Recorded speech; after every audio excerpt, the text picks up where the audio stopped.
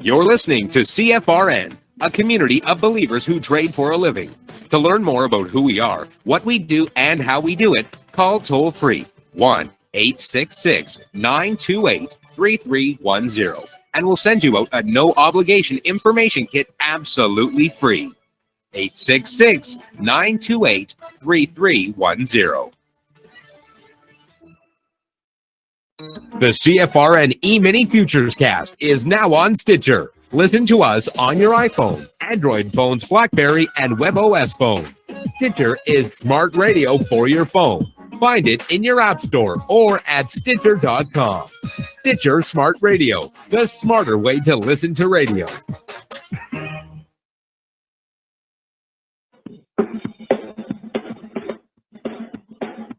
Are you ready, team? Andy? Yeah! Bert? Well, all right, fellas. Let's go!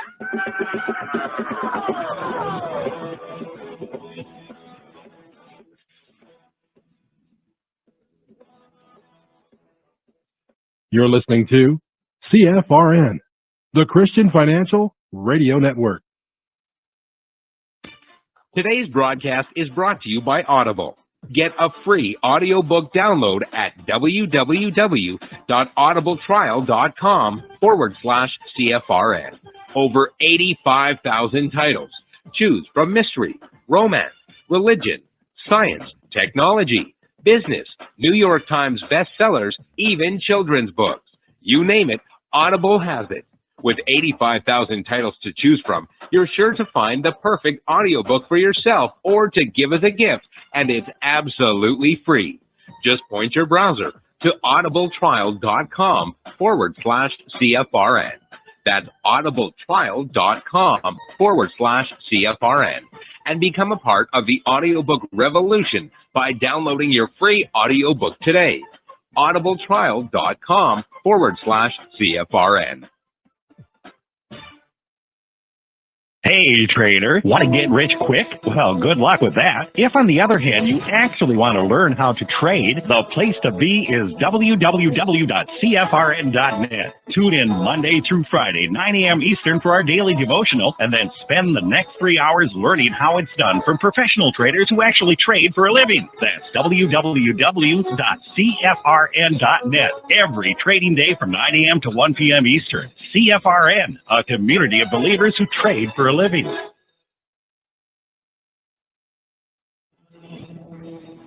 Good afternoon, traders, and welcome back to the CFRN Emini Futures cast.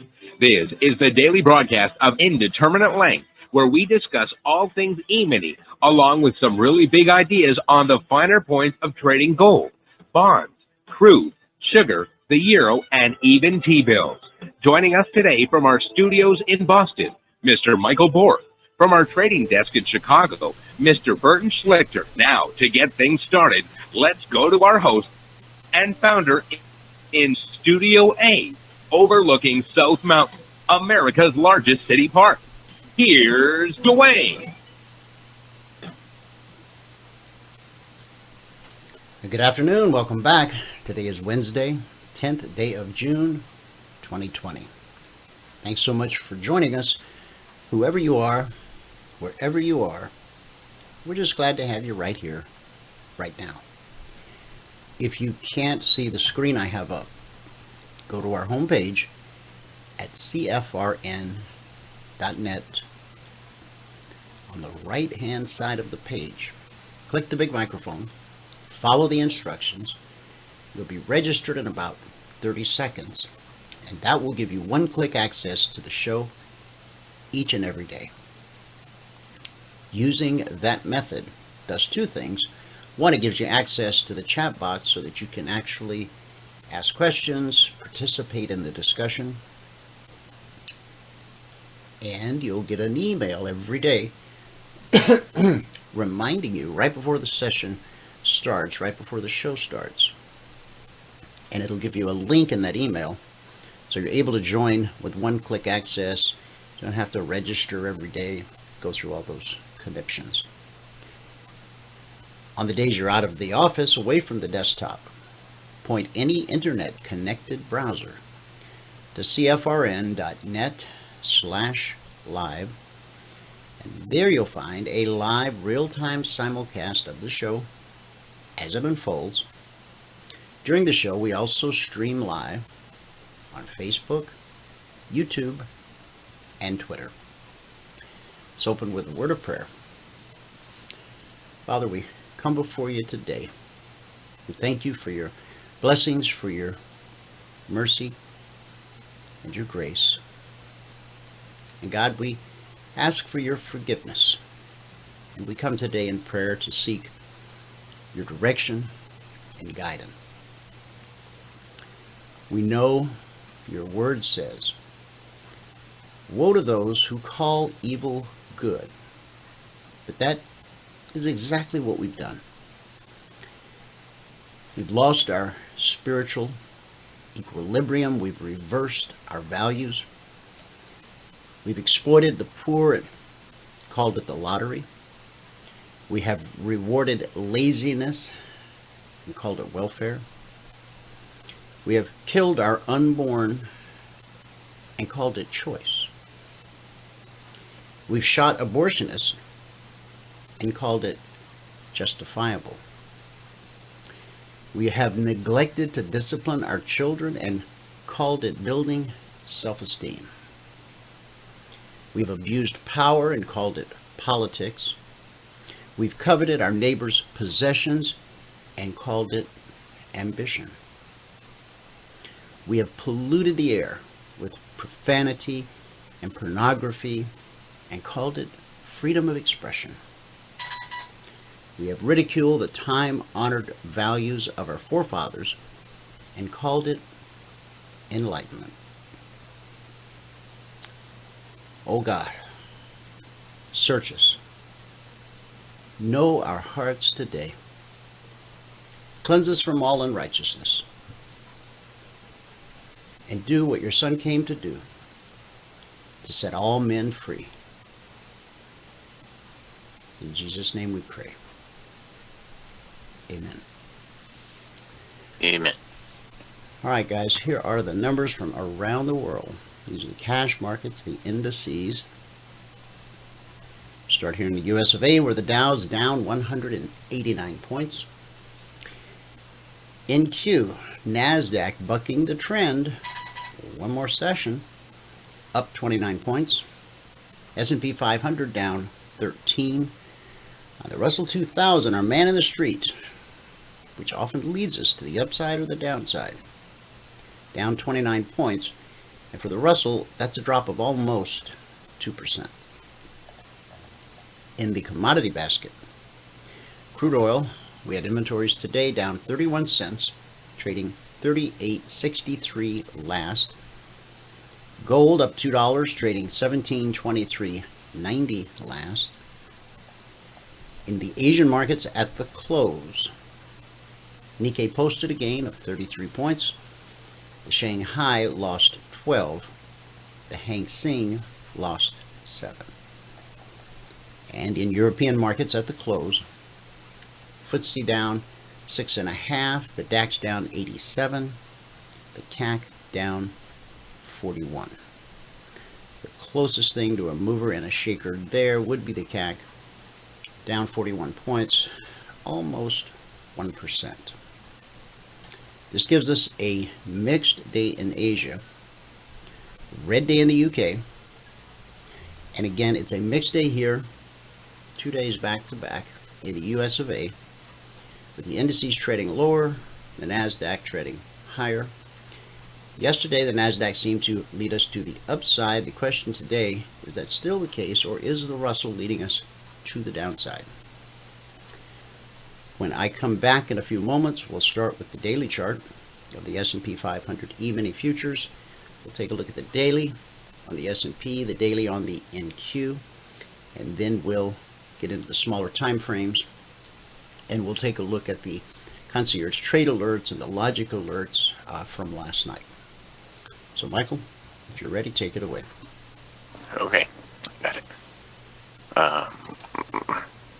Hang on, slide that over. Here we go. Okay, here we go. Take it away. Okay, I got it. Good afternoon, everybody. Today is Wednesday, the 10th day of June 2020. Now, if you've not taken a free trial with us and you want to take a free trial with us, go to the home page. It's CFRN.net. And right down here, it says free 5-day trial, no credit card required. You can click on that and fill out this form. Now, you can go directly to this page if you want to, eminitrainingschool.com. But either way, all we ask for is your name, your email, your phone number. You can fill this in. It will benefit you if you do that. Hit the send button, and you'll be sent a confirmation link. You must click on the confirmation link. Okay? If you don't click on the confirmation link, then we don't know that you took the free trial. Okay? Now, in here, today, as I said, is the 10th day of June 2020. If you're going to read the spreadsheet, you got to read all the CFTC risk disclosures down at the bottom. We lost 8 ticks in the euro. We made 39 in gold and 12 on the ES. Put us up 490 on the morning session. Today it took 61 minutes and 4 trades to get to the goal for the day. At that point, we're up 125, and we took a total of 9 trades. On the month now, we're at 25.66. That's over 8 trading days, averaging $320 per day. On the year, we're at 38,981. That's over 105 trading days, averaging $371 per contract per 2-hour day. Okay. Now, let's get into what did happen. Gold, we had some nice runs on gold today. But let's get all the way back here to the beginning.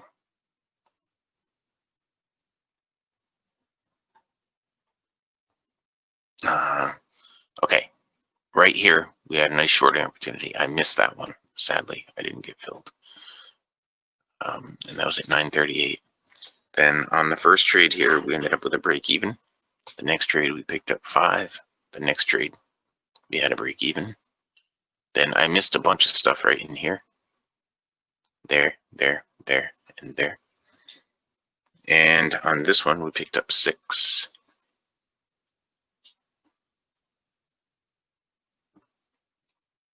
And right over here, we picked up 28 ticks. 28 ticks. We missed that one, and we had a break even there.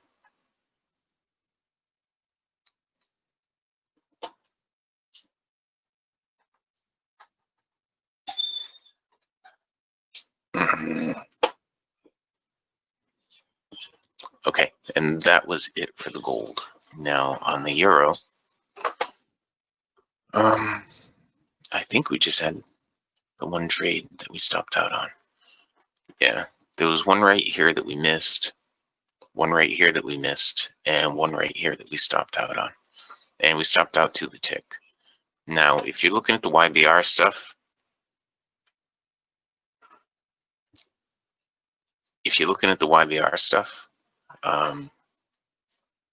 you know, there are a bunch of opportunities here on the euro using the YBR. But using what we do in the room in the morning session, there was a shorting opportunity right here. And, you know, there just wasn't a whole lot of opportunity on the euro today. Now, on crude, see this run up in crude right here? I don't know why that happened. You know, the crude inventories came out back here. And we got very little movement on the crude inventories. Okay, and crude was very choppy today. This is one of those odd days where we didn't trade crude at all. But there was a shorting opportunity right here. That would have stopped out. And, you know, and even that was questionable because the cycle was going up pretty steep. it got really choppy in here for a while, and then it started to move a little bit, and then bang, it made this huge move up. We didn't have any trade setups in there, and usually after you get a huge move like that, you're going to get consolidation, which is exactly what we got. And then going into the break, we had a shorting opportunity right there. And now it's trying to put together a long, but it just doesn't have it.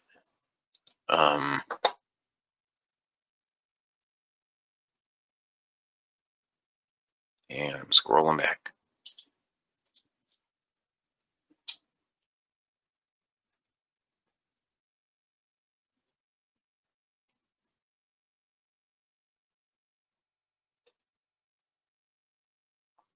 Hang on the ES.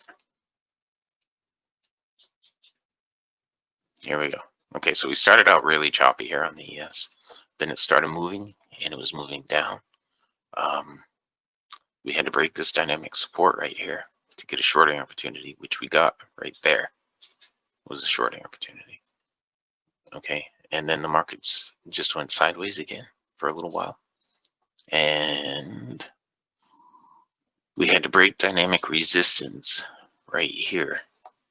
And we did with that bar. So there was a long opportunity right there. Now, again, looking at the YBR, we had red, a down close, bearish separation. Okay, here, blue, and up close. The cycle's going down. The cycle's going down really steep right there.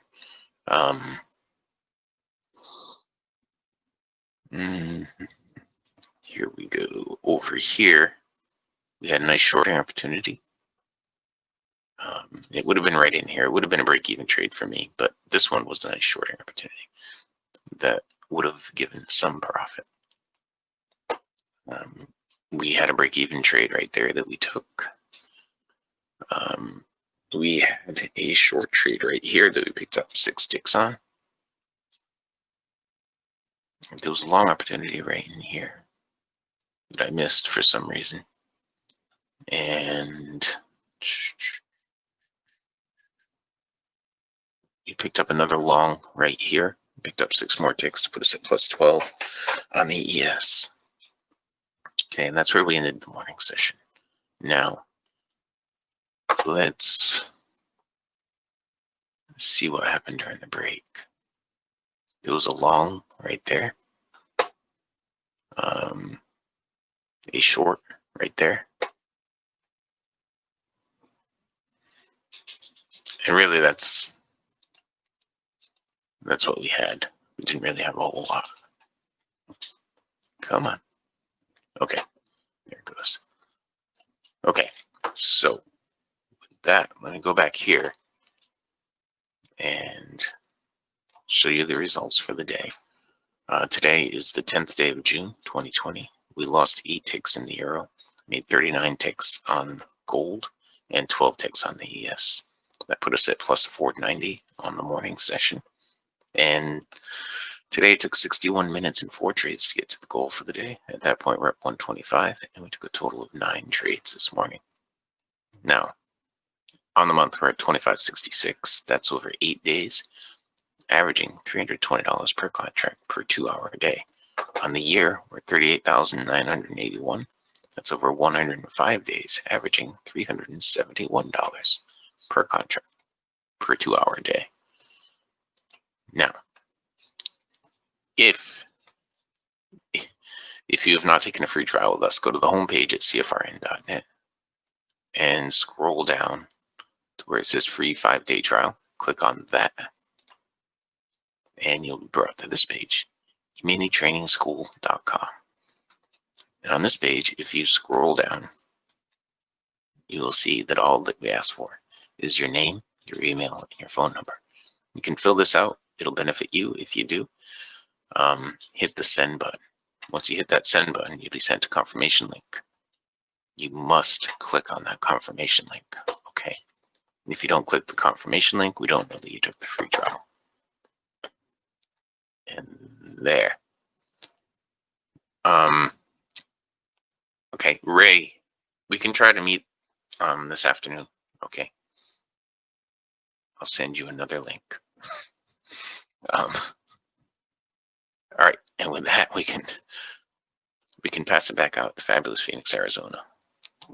Studio A, overlooking South Mountain, America's largest city park. Dwayne, you are ready. I'm ready. Okay. Recap of the recap. Today, 61 minutes, 4 trades, 125. Ding. Good job. Where's your bell? When I was cleaning up the other day for the computer guy to come, I stuck it somewhere. I'll find it. Okay. It's around. Okay. I mean, everybody expects to hear that bell, you know. Yeah.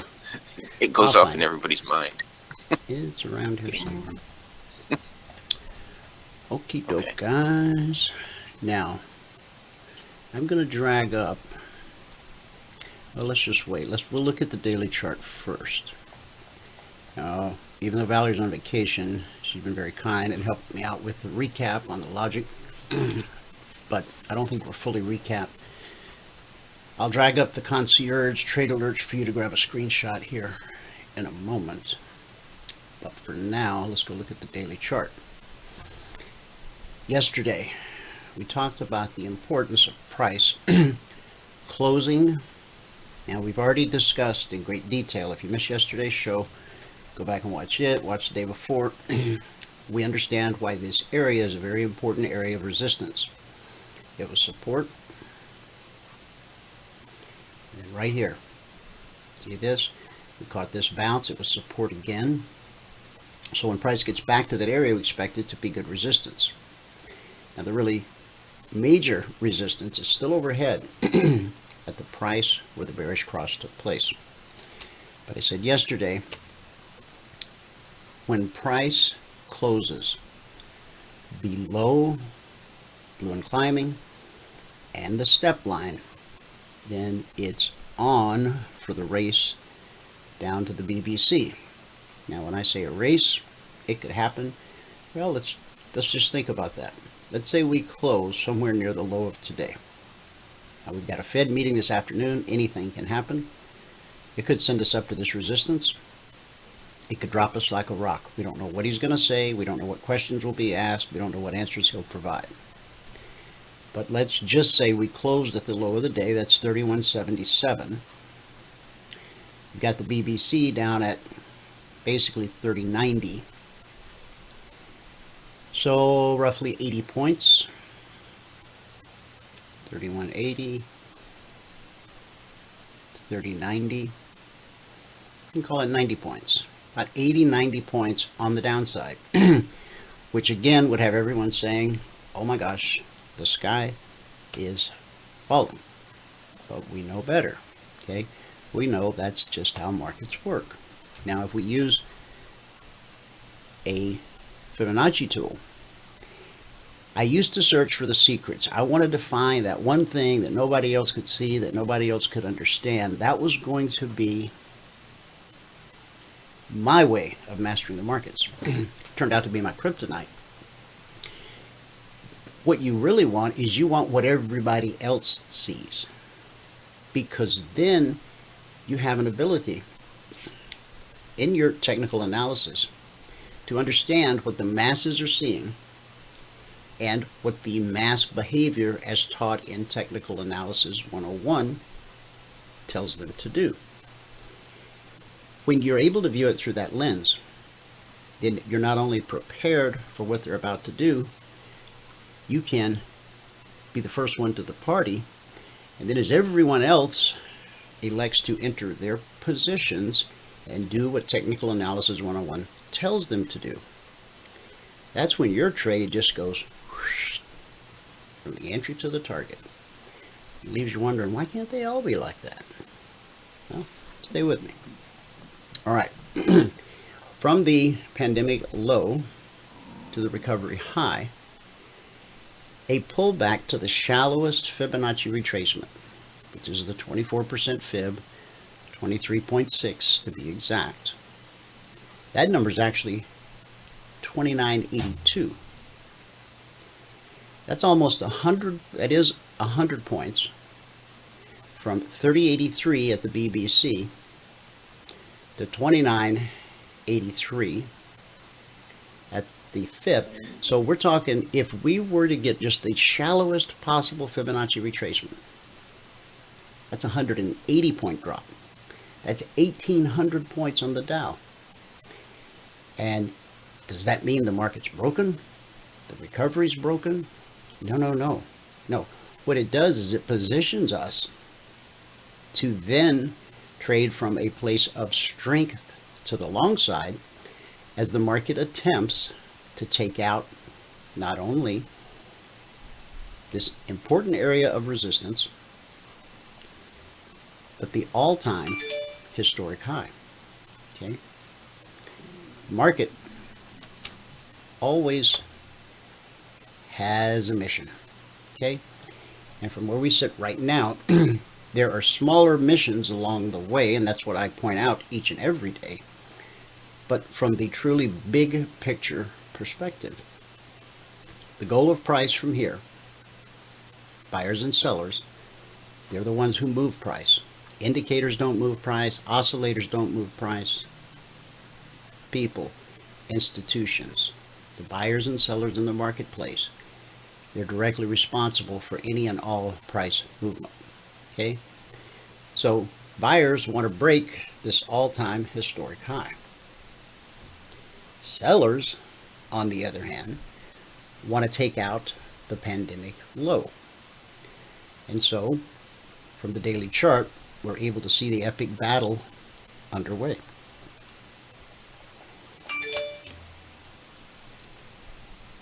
We're below blue and climbing right now. We're below the step line. Any close at today's low or lower, that begins, in fact, there is a big picture trading opportunity in the Telegram channel. In fact, I put out the big picture alerts Sunday night because the computer was down Saturday night. And because price crept a little bit higher, we were able to modify the big picture alert, giving us a better entry. What's a better entry? Well, the big picture alerts to be short. So the fact that price went a little higher, we were able to take that entry and scoot it up a little bit. So now, hang on, and I'll share it with you as soon as I find it.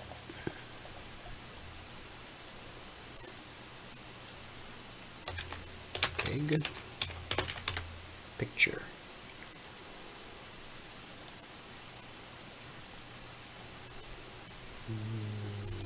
Okay, big picture updates. So originally the entry was 3157 on the S&P. Now it's 3175, which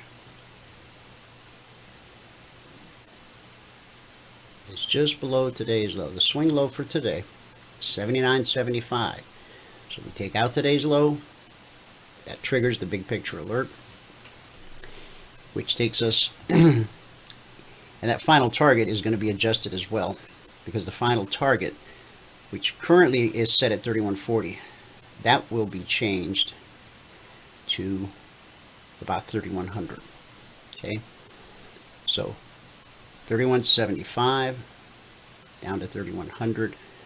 So the entire big picture S&P alert will be about 75 points from stem to stern.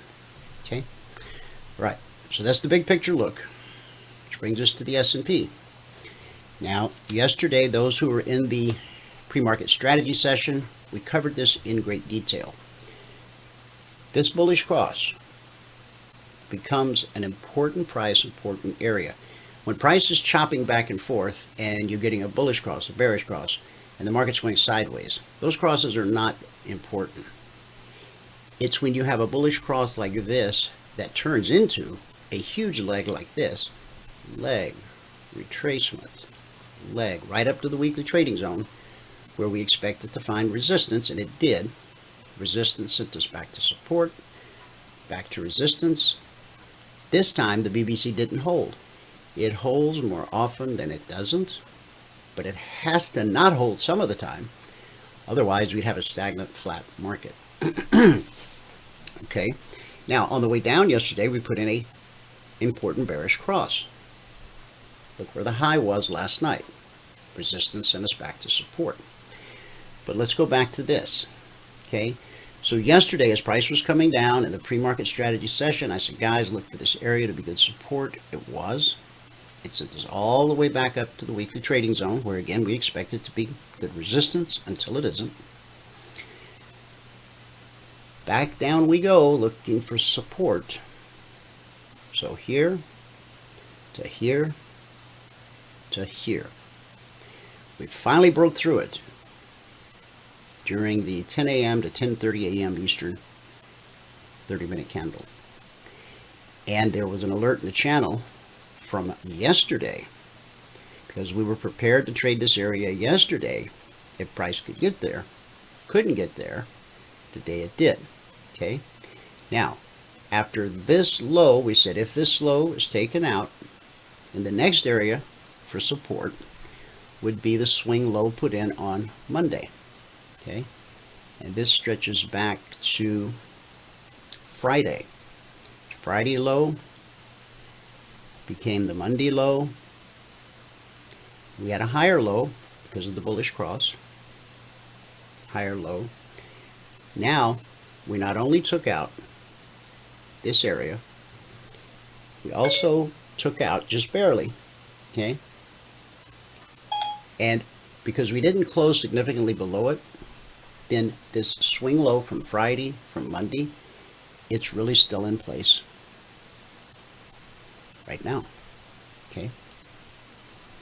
Price is pulling up to the BBC. What do we expect? Resistance, till proven otherwise.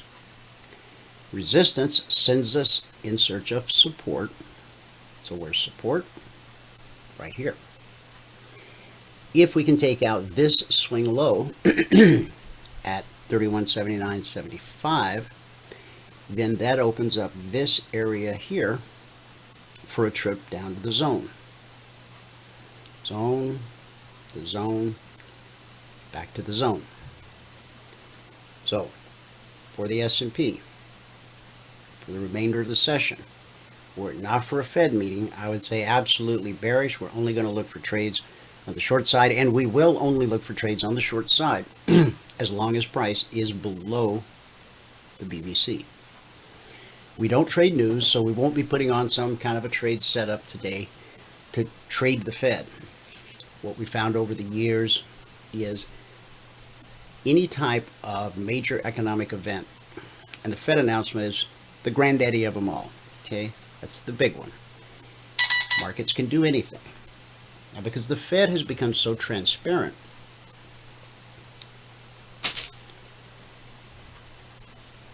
Greg, if you have a look in the discussion group, you'll see where I posted it last night.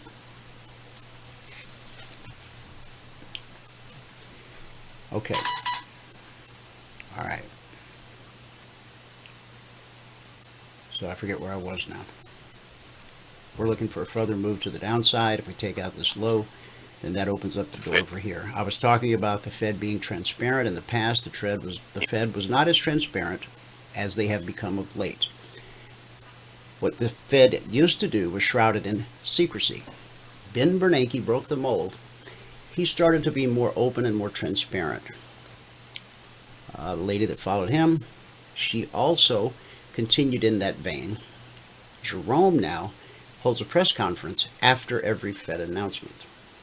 This is why when the Fed minutes, the minutes of the meeting are released a week or two after the actual Fed announcement, that used to be a market mover as well.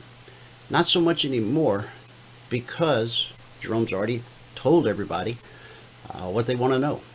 You know, it used to be that people would wait to read what was actually said behind closed doors, so that they could project what the future movement of the market might be. So all those dynamics have changed.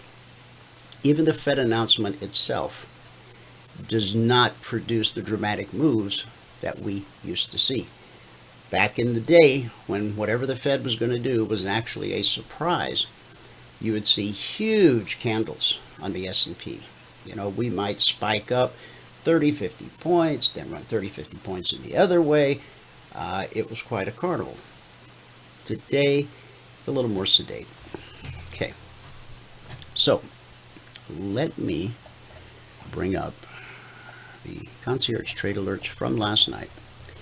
If you would like to grab a screenshot, you're welcome to do so. Now, the Concierge Trade Alerts are based on previous price action, whereas the logic alerts are based on current price action. This static report is published for our members every evening shortly after the Globex open. Important prices, important areas are almost always tested. So on a normal day, under normal conditions, if we have a trigger in the S&P or the Dow or the Russell or the NQ, gold, crude, there's a very high probability that that alert will actually trigger not once but multiple times during the session. Now, for those who still need help with screenshots, the snipping tool, it's always sleeping right down here on my taskbar. I don't ever shut it down until I'm ready to reboot. Okay, you click New, position your cursor, hold down the left mouse button, drag to the right, release mouse button, hover over the image, right click. You can now send that picture as an email. You can copy it to your clipboard, as I just did, or you could save it as an image file. Okay, so once you've copied it to your clipboard, then you go to Telegram, you right click, you paste. If there's any comments or a caption you want to send to Telegram along with the image, type it in, click send, and there it is. Okay, and then of course I'll just delete that. All right, so everybody has the numbers. Members, of course, had them last night, 6:10 p.m. Eastern. The alert set on the S&P to consider being short 31.98.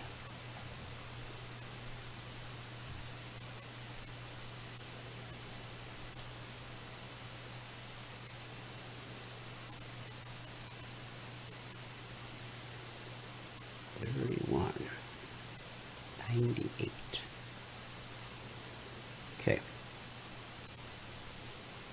Sell 31.98.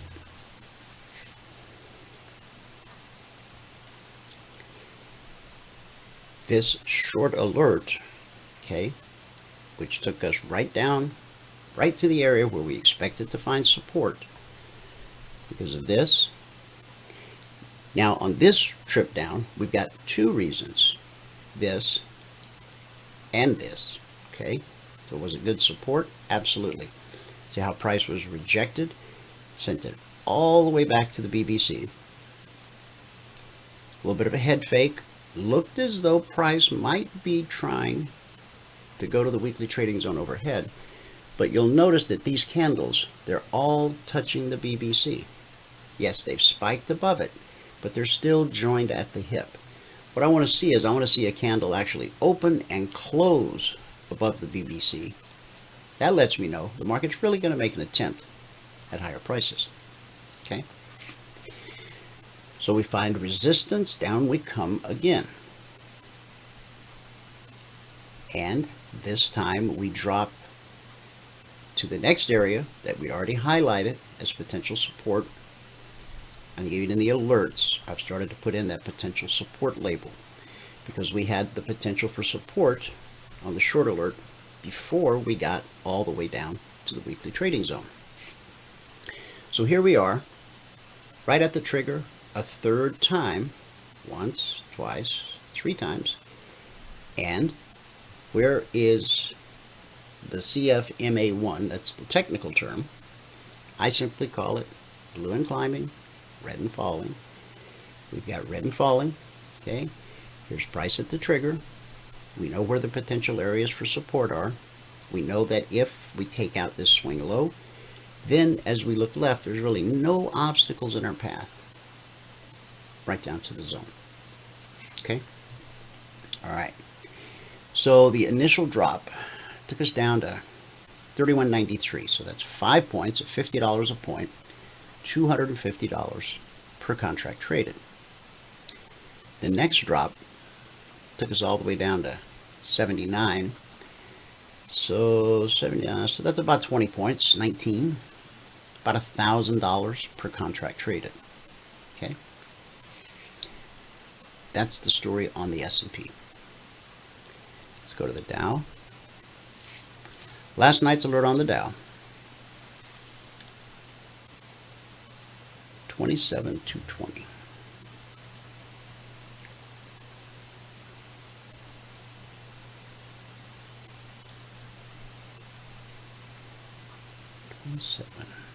$220.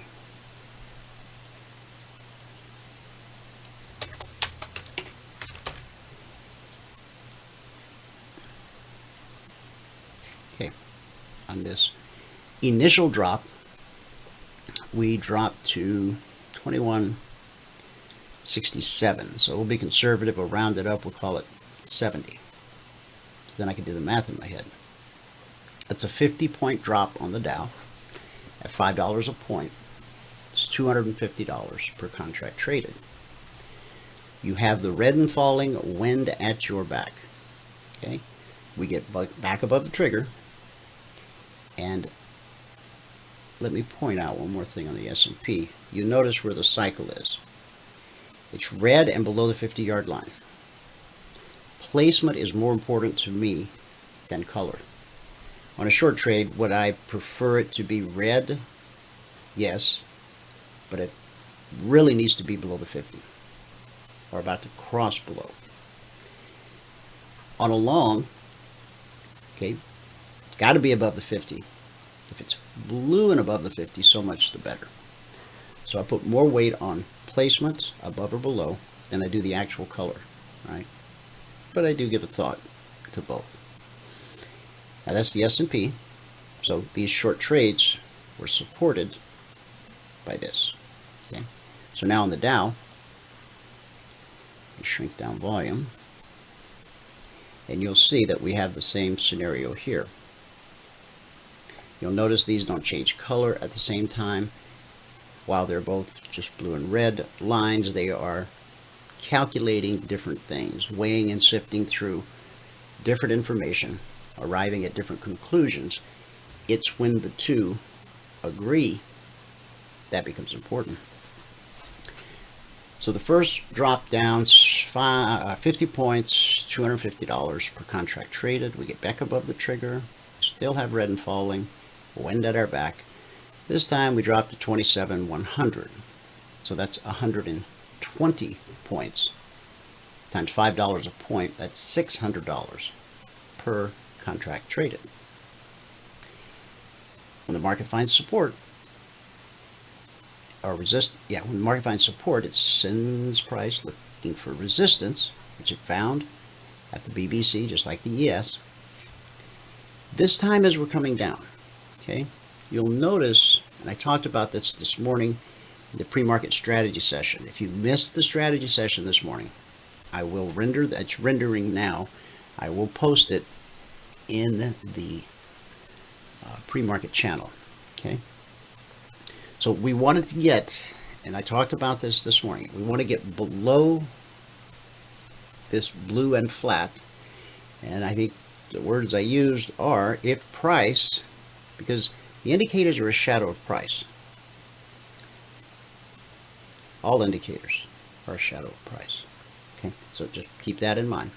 So what we wanted to do is I said we want to get below this blue area, because if we do, if price gets below blue and flat, it will turn it, and we'll have red and falling, wind at our back, which is what we want on a short trade. So the opportunity became from here down to here. When we got to this area of support, previously highlighted, boom, we get a bounce, but we still have red and falling at our back, and it takes us down all the way to a swing low at 26,929. So 72.20 minus 69.29 is 291 points at $5 a point. It's $1,400 per contract traded. Now for the trader who's earned the right to trade 10 contracts, that's a $14,000 move. When I say earned the right to trade a certain number of contracts, what I'm referring to is that you actually earned the money as a trader trading one contract, and you have profit to add your second contract. Our 24/20 blueprint, after you do your 10 days, 10 consecutive days in a row in SIM where you reach your goal in 10 trades or less, the blueprint gives you the green light to go live with one contract. The goal becomes then to increase your account balance by $2,000. That underwrites adding the second contract. You're actually funding your second contract and every contract going forward with profit you earned in the market. If you don't have profit you earned in the market, you shouldn't be adding the next contract. If the blueprint says it's time to add number 3 or 4 or 5, but you find yourself in a situation where you've gone through a rough patch, instead of adding another contract, you should be booking mentoring sessions so that we can troubleshoot, go through the trades that you took, see if there's something you missed, maybe something you didn't quite understand about the methodology or the strategy. Sometimes you might have done nothing wrong. You were just caught up in a market that wasn't conducive for trading at the moment. When the market goes sideways and your indicators go flat, they do an excellent job of not only helping you find high probability, low risk trades, they will keep you out of markets quite often that are not conducive to trading. Okay? Lag and a retracement. Lag and a retracement. So the question here, you should be thinking, all right, are we going to make a complete pullback to the BBC? Or is the bearish momentum in the market so great that buyers just don't have the right stuff? Here's how you can answer that question. As price takes out the low of this candle, okay, you're going to run into the step line. And you're at this area that I've highlighted as support. Okay, so right here about 27035, you've got a nice window of opportunity down to 27015. Not a major support area, but potential. So you're watching it closely, and if we take out this low, then the next area for support is here, and then your weekly trading zone is right here. Okay? So if this candle, remember, price is always trying to break something.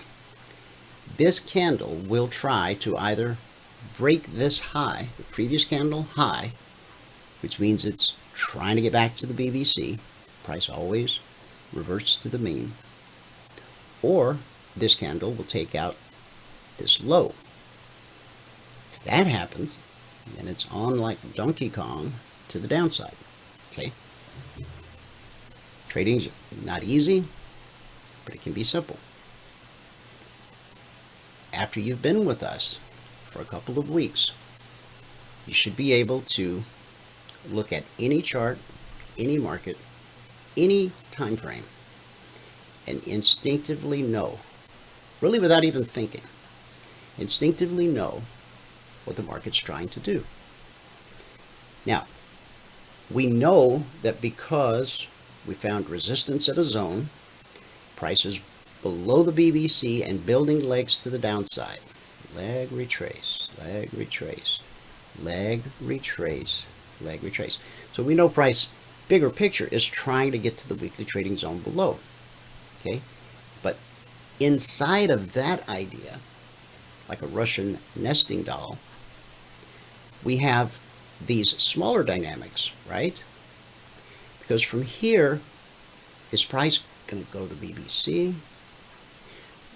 Or is it going to try to take out this low? Well, right here. Take out this high, we're on our way to the BBC. If we take out this low, then we're on our way to challenge this low and potentially visit the weekly trading zone down below. Okay. All right. So that's the Dow, that's the S&P. Let's go to the Russell. Okay. That is a current weekly trading zone. All of the zones on the charts are current.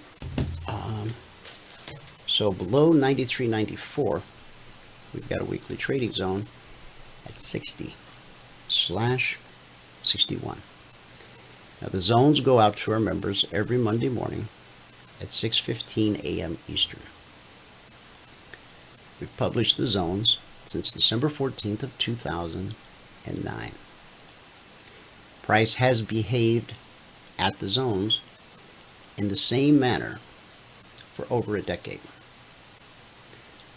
And if I go back on historical charts, where anybody can look like a genius, I can see that price has always behaved in the same manner. Okay? We have that same situation with the Russell that we just talked about in the Dow. Only three things happen at weekly trading zones: consolidation, rejection, and the slice. Consolidation is the most likely thing. I mean, look at how many hours. These are 30-minute counts. Look at all the hours we consolidated at that zone, right? And we got to the area, and zones are an area just like fibs are an area. Okay? We got to the area, we were rejected. We came back down again, rejected. This time, the bearish momentum was such that we sliced through the zone like it wasn't even there. Now, that's the least likely thing to happen, but it does, and when it does, here's what we expect. As this move runs out of steam, price starts to walk sideways, we get a retracement, often right back to the very zone that it sliced through, because while it was good support here and good support here, it failed to be good support on this move. So as this move, the slice runs out of steam, price will often retrace right back to that zone that failed to be good support. And now it becomes a test of, will you be good resistance? After the slice, after the retracement, what we then look for is a continuation of the move in the direction of the slice. So last night on the Russell, the alert was to be short 1503. And 1503 happened here. On a long trade, the final trade to target is always the zone overhead, and on a short, it's the zone below. So sell 1503.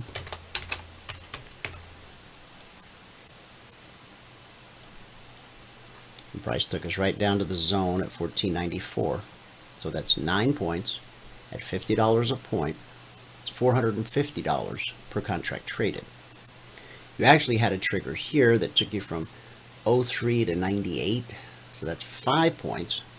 Then we got back above the trigger, important prices, important areas, almost always tested. Did it again. This is the one that made it all the way to the zone. Back above the trigger, did it again. Back above the trigger, did it again. And this is the one that actually sliced. And you'll notice that on every one of these four triggers, you had the red and falling, wind at your back. And down on your slingshot, you can see on this first trigger, we're red and falling, and we get below the 50. Now we're red and kind of down at the bottom of the scale, below the 50. Okay? So from 1503 to the swing low, that's way down at 1463. So that's about 40 points at $50 a point. It's $2,000 per contract traded. Now again, you may have money in your trading account that allows you to trade multiple contracts. Please resist that temptation. You only want to use your savings for the first contract. Beyond the first contract, if you follow the blueprint, okay, every additional contract you add per the blueprint should be added underwritten with profits you earned in the market. Because when you add that second contract with profit you earned in the market, that's the first real sign that you are building a profitable trading business. Now, there'll still be rough patches ahead, potholes in the road, obstacles to overcome, but you've got your first sign. That's a big day. You should celebrate, dance in the street, but don't get too carried away. Because the day you dance on your desktop like Fred Astaire because you've got it all figured out, that's the day before you end up under your desk, curled up in a fetal position, begging God to just get you back to break even. You'll never do it again. You know it's a lie, he knows it's a lie. So don't put yourself in that situation. What you're shooting for here is an even keel. Okay? If you're up $2,000 on the day or down $2,000 on the day, when somebody says, how you doing today? They shouldn't be able to tell whether you're up or down by how you respond to that question. The actual response could be, yeah, I'm up $2,000, or yeah, I'm down $2,000. Because it's just another trade. It's just another day. No one trade, no small series of trades, no one day, or no series of less than profitable days truly defines who you are as a trader. Nor does it define your methodology or your strategy. All of that requires a larger sample size. Now, I sent out alert number 4,000 yesterday. Over 97 weeks. Now, this isn't including the concierge, okay? I'm talking just the Logic 247. In 97 weeks, we've published, it's now over 4,000 alerts, of which 20% on average each week are stopped out. That's a sample size, okay? 4,000 individual trade setups spread across the S&P, the Dow, the Russell, the NQ, Crude, Gold, every now and then the pound or the euro. I used to do copper more often. We've had so many opportunities around the indices and gold and crude that I just, it was during periods when the indices were very quiet, going sideways, that sent me looking for markets that actually had some movement and had some opportunity. And that's one of the beautiful things about the methodology and the strategy that we teach. It's fluid across all markets and all time frames. You would trade cotton and pork bellies the exact same way you trade the S&P or the Dow or crude or gold. All markets, all time frames. The underlying rhythm of the market is defined by these indicators no matter what time frame you put them on. On the range chart, on a volume chart, on a tick chart, on a minute chart, on a weekly chart. It's the same. So the Russell, what's the Russell showing us here? That maybe it's not so interested in pulling all the way back to the BBC. Maybe the bearish momentum in the marketplace is such that we're going to challenge this low as opposed to pulling all the way back to the BBC. So 1503, 3-4 triggers. Let's go to the NQ. Okay, the NQ bucking the trend. 2 days back to back, we've seen the NQ powering its way higher.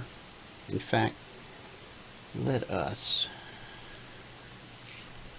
this is the Dow. Okay, let's see the Dow, we're looking for that same dynamic. We've got that same bearish cross there. Looking for the Dow to close below, blue and climbing, below the step line. That begins our journey back to the BBC. And if I lay fibs on this one, just like I did in the S&P, wrong tool, that's the Fibonacci extension tool, just plain old fibs. From the pandemic low to the recovery high. You'll notice the 24% fib is a little bit closer to the BBC on the Dow, okay, which really strengthens this as an area where we'll find support, and that support should be good for a bounce. Now, will a shallow retracement like this be enough to give it the power to go up and take out this high, overcome this obstacle, and put in new all-time historic highs? It might, okay, or the market may require a deeper retracement. Here's the 38, here's the 50. 50 has my attention because it's right above where we got the bullish cross, and this bullish cross here, the price and area that it represents, is every bit as important as the price and area represented up here by the bearish cross. Okay, price is either going to try to break the all-time high or the pandemic low, and it will ultimately do one or the other. It could ultimately do both. We know that over time the indices always move higher because that's how they're built. When one of the S&P 500 companies gets sick, as happened last week, somebody was given the door, shown the door in the S&P, and a new company was brought in. I gave you, might have been 2 weeks ago, we talked about it briefly here on the show, and I gave you the name of the company that was leaving and the name of the company that was coming in. So, because all of the indices work that way, the Dow, 30 blue chip stocks, Russell 2000 small cap stocks. As companies don't meet their earnings numbers, whatever happens, they get asked to leave, and then someone is brought in to replace them. A young, fresh, strong bull who not only met their numbers, but beat their numbers repeatedly. There's a whole list of qualifications that a company has to meet to be inducted into the S&P 500 as an example. Okay, so over time, so we know that this all-time historic high will eventually be taken out. And that's something to really think about, okay? It's always going higher over time. Will we have financial crashes like the 2008 episode where the S&P fell to 666? Yeah. That'll happen, but look what happened since then. We've gone on to not only recover, but to put in new historic high after new historic high after new historic high. That's just how markets work. Okay, so I came to this chart not to talk about the Dow, but to talk about the NQ. So here's the NQ on a daily. You see, the NQ has already taken out its all-time historic high. When it reached up to the bearish cross, important price, important area, if you follow my cursor, what happened when we hit that area? It sent price back down to the BBC. It held. It holds more often than it doesn't, which gave us another leg, again another retracement, and then this leg here. Okay.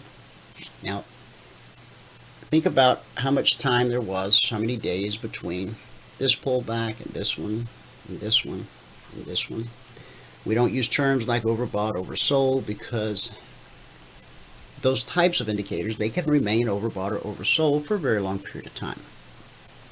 So we stay away from that thought. But we do know price always reverts to the mean. At some point, the NQ will be back to visit the BBC. The first step of that journey will be the day that you see price close below blue and climbing and below the step line. Okay? Now the 24%, the shallowest possible retracement based on Fibonacci math from the 14th century. 24% fib is well below the BBC. So when the day comes that we do get the retracement, first step, closing below these two. Then we get to the BBC. It either holds or it doesn't. Fairly certain that the first time we hit it, we'll catch a real nice bounce. If the bounce sticks, fine. If the bounce doesn't stick, and we come down through the BBC, then this area here, 92.69, that's the number you're watching for. All right, let's go back to the NQ 30 minute. Last night's alert said to be long 99.77. 99.77. And that's going to be right in here. The alerts got out at 6:10 p.m. so that's during the 1800 candle. So that would be this candle right here. And again, the number is 99.77. Okay.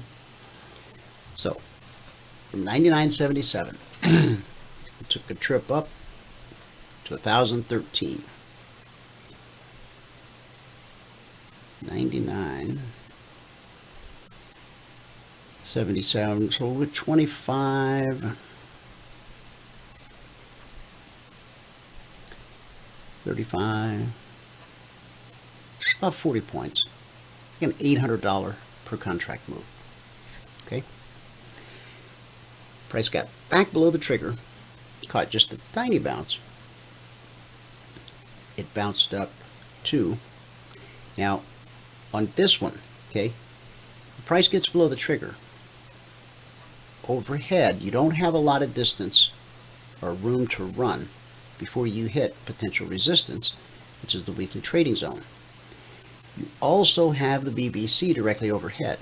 And when you have the BBC overhead and price moves up, you expect it to be resistance. Just as you expect price moving up to a zone to be resistance. And you can see that evidenced here in this big red candle, right? Buyers came in, took it back to the trigger, but you're confronted with an issue of knowing if you go long, you don't have a lot of room to run. Where that changes is when this candle not only gets above the BBC, it closes above the BBC. That changes everything from bearish to bullish. This is why I always say, never trade an alert just because it's an alert. These alerts went out 6 p.m. last night. So that's 12. Let's see. What time is it on the East Coast right now? 1 o'clock. So from 6 p.m. to 6 p.m. this morning, that's 12 hours. So it's 17 hours ago okay, that this alert went out. So the dynamic of the market will change. So if it's a long alert, okay, see here, even on this first trigger, you're running into red and falling. Not really conducive. So as you're watching your chart, you wait for price to overcome the obstacle. Now, as this candle, which opened above the weekly trading zone, as you start to build this leg, you're looking left to see where your potential resistance is. So there's an opportunity in here from roughly 99.93 up to 1,003. Okay, 10 points, $20 a point, $200 per contract traded. But this is a great example to help you understand why it's always important when there's an alert and price gets to that alert price, whether it's an hour later or 17 hours later, go look at the chart. Make sure the chart supports triggering in at that price. If not, then you have to exercise patience and discipline and wait. So price ran all the way up. It closed off the high. We opened this candle right at the BBC. We know we've got potential resistance at this swing high and this swing high. So we can shade that whole area. Okay. It's once we climb above the resistance, we now have a window of opportunity up to the number I gave you this morning. Okay. So perhaps 1,020 up to 1,030. That's another 10 points, another $200 per contract traded. Okay. And on this last move, we've put in a swing high, all-time historic high, 1,077.75. Crude oil. We did have inventories today. Last night's alert on crude. Consider being short 38.10, which we find right here.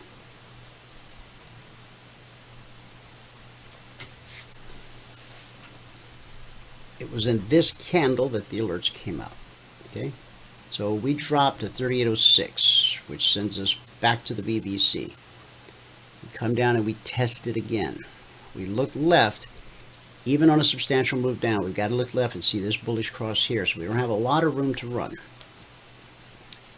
We continue to fight this battle because we've got this important price, important area acting as support, sending us to resistance, to support, back to resistance, back to support, back to resistance. We get a move that takes out this previous swing low, and it takes us down to a swing low at 37.73. We then get back above the BBC, and we hold the pullback. Now, again, price got below the BBC, but look at each one of these candles. They're still joined at the hip. It's not until the BBC physically lets go. In other words, we get a candle that opens down here and even closes down here. That lets you know that the market is serious about traveling in that direction. So we get back above the BBC. Okay, and that led us up to the weekly zone overhead. And then we ran into resistance that you would anticipate at the previous swing high. So from here, price will either attempt to break that high or that low. The long side on crude was 38.90. So from 38.90, we put in a swing high, 39.04. Okay. So that covers the S&P, the Dow, the Russell, the NQ, crude, and gold.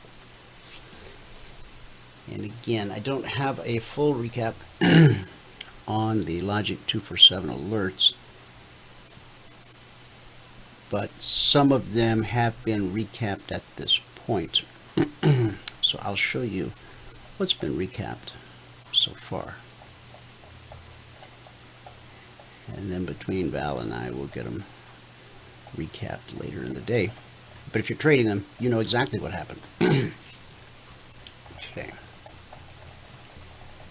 As I've said, the recap part takes much more time than actually looking at the chart and putting up the alert.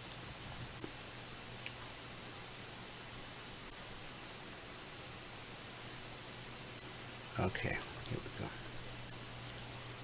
Here's week 96. Last week we had a total of 76 alerts.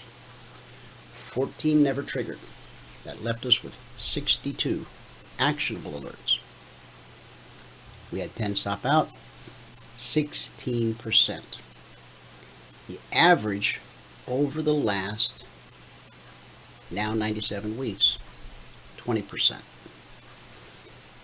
Interestingly, during this pandemic sell-off, where there was lots of follow-through, if you look at your daily chart, you'll see those big red candles. Lots of follow-through. So we went through weeks where we had only like 3 or 4 or 5 out of 50, 60, 70 alerts that actually got stopped out. When I say the market has follow-through, there was a question, I think, last night about that in the discussion group. That's the dynamic I was referring to. So we start Sunday nights, 6 p.m. Eastern, 3 p.m. Pacific. It's the time zone I'm in. When the market's open for the Globex session, Sunday night at 6 p.m. Eastern, we open the Logic 247 channel. These are the alerts that are based on current price action. Anytime you have a methodology based on historic price activity aligning itself with current price action, that almost always deserves a second look, because it's a very high probability that if you take that second look, that closer look with your charts, that's where you'll find the highest probability, lowest risk trades that you're going to find. All trades have risk. All trading is risky. You could lose all of your money and then some. This is why we take your education so seriously. 9 out of 10 new traders, good people, worked hard, saved their money, want to, do something different in life, want to achieve some things, and trading looks like a perfectly good avenue for those hopes and dreams to bear fruit. Unfortunately, 9 out of 10 new traders fail. Well, there's 2 kinds of people in this example. And ask yourself, which person were you? Or maybe which person are you if you're brand new to all this? One type of person looks at trading, maybe they sit in a trading room and they watch somebody razzle and dazzle them with, whatever. And so their instinctual response is, oh man, this is awesome. I'm going to get rich. I can't wait to get started. That's the 9 out of 10 way of thinking. Now, if you think that way, that doesn't mean you're bad, and not at all. It just means you're human. Because 8 other people out of the 10 thought the same way. Now, you can always change your way of thinking, which is why I point this out. But there's another type of individual the first time they look at this whole business of trading, their response is a little bit different. They go, wow, this is an incredible opportunity. I better find somebody to teach me how to do this. Now, hopefully it's clear the point I'm trying to make. One person sees it and goes, wow, this looks easy. It has a low barrier to entry. I only need, put a few $1,000s in an account, and I'm a trader. So it goes, and how it ends for 9 out of 10. It's the one who says, and as I said, you can change your thinking. So even if you saw it through those rose-colored glasses in the beginning, after a cold dose of reality, you can go, okay, all right, maybe it wasn't quite as easy as I thought it was. Maybe I just better find someone who can actually teach me how to do this. Somebody who's spent years and lost a lot of money. I can take their mistakes and use that to my benefit. And that's exactly what we invite everyone who comes through our doors to do. To benefit from our school of hard knocks. You don't have to get tore up, chewed up, and spit out the way we were, because we've already walked that path. We can, not everyone can walk on water, but if you know where the rocks are, it's actually simple. Think about that. Okay, so back to logic. But ask yourself that question. Who was I the first time I saw the markets? Am I still that person? And would it benefit me to change my way of thinking? Sunday night, bought the S&P. Alert to buy the Dow. Alert to buy the Russell. The NQ. Now when you see the little Z's, that means that trade never triggered. We only wait so long for an alert to trigger, and if it doesn't trigger, then that means the price is probably headed in the other direction. And so we're going to go pursue those opportunities. So Valerie just draws a line at some point and marks it as such. So we had a crude, a gold, this S&P made it to the target. No trigger. Dow, Russell, no trigger on crude, no trigger on the Russell, stop out on the NQ, no trigger on the Dow, thumbs up on gold, thumbs up on crude, no trigger, stop out on the Dow, no trigger on the Russell, stop out on the NQ, thumbs up for crude and gold. And now we hit a patch where we're either still waiting or we just haven't had a chance to recap them yet. But those of you that are on trial, you have access to all this data and you have the charts, so you know the outcome. Stop out on the Dow, no trigger. Thumbs up on the S&P and crude and the S&P and the NQ and the S&P and the Dow and the Russell and the NQ. And then here's a patch that we haven't got to yet as far as the recap goes. And that brings you right up through today. So by tomorrow, by end of the week, we'll have as we do every week, we'll have a complete full recap with everything marked, everything detailed, how many stopped out, how many no triggers, and what ultimately made it to the price target.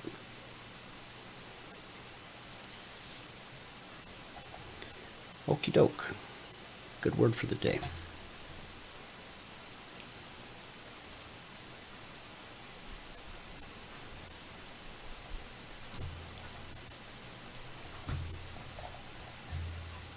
Yesterday we talked about Lot's wife.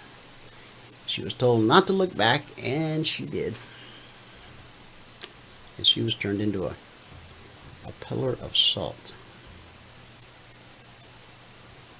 Not a good way to start the day.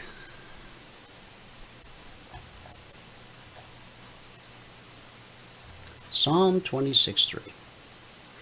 For your loving kindness is before my eyes, and I have walked in your truth. The story is told of a little boy who was asked, do you say your prayers every night? And the little boy replied, no, some nights I don't need anything. Ding, I gotta find my bell.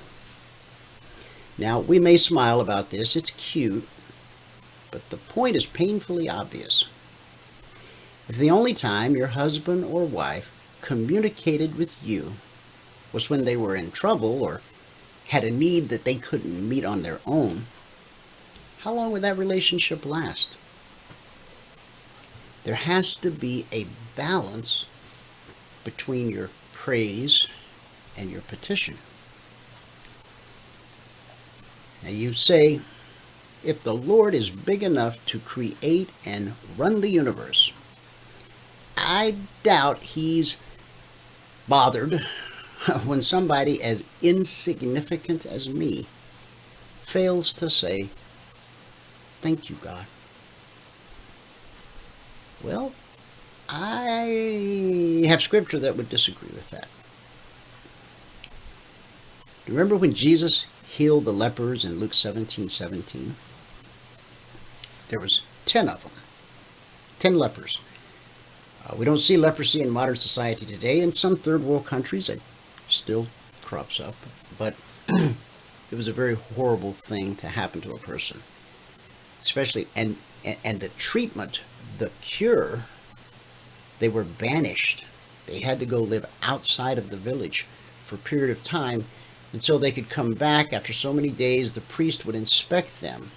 And if the things in on their head had gone away, I think they would send them back out for a few more days, kind of like the quarantine that we all just went through. And then if they survived the leprosy, then they were allowed to come back and be a part of the community. So, Jesus heals 9 lepers. In Luke 17:17, one guy came back. I mean, they all took off. Everybody was excited. They were cured. They just wanted to go home and tell their friends, tell their family, go back to their jobs, whatever the case might be. So they all 10 take off. They scatter in different directions. And Jesus is just left standing there. And one of the guys realizes what has happened, how miraculous it really is, and that, he was raised right. He knew he should say, thank you. So he comes back to thank Jesus for healing him of what in those days was really thought, for the most part, to be an incurable disease. And he thanked Jesus. And Jesus said, where's the other 9? You see, if God dealt with you or me solely on the basis of his righteousness and your tendency towards unrighteousness, you'd be sunk, I'd be sunk, the world would be sunk. But thank God he doesn't do it that way. In Jeremiah 31:3, he says, I have loved you with an everlasting love, with unfailing love. I have drawn you to myself. Now, realizing this, the psalmist wrote in Psalm 63, because your loving kindness is better than life, my lips shall praise you. I will bless you while I live. And again he writes in Psalm 138, I will praise your name for your loving kindness and your truth. For you have magnified your word above all. In the day when I cried out, you answered me and made me bold with strength in my soul. Psalm 138. Someone quipped, God doesn't mind getting invoiced as long as he gets paid. In other words, he doesn't mind your petition. Just make sure you pay the invoice. All he asks is a humble heart and gratitude.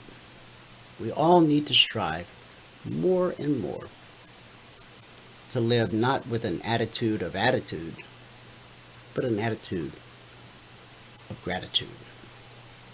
So I encourage you to take a moment and recall God's loving kindness to you, just as David did. And that's our good word for the day. Thanks so much for tuning in. Whoever you are, wherever you are, may God continue to richly bless you with his mercy and with his grace. And I'll see you at the bell. Ding.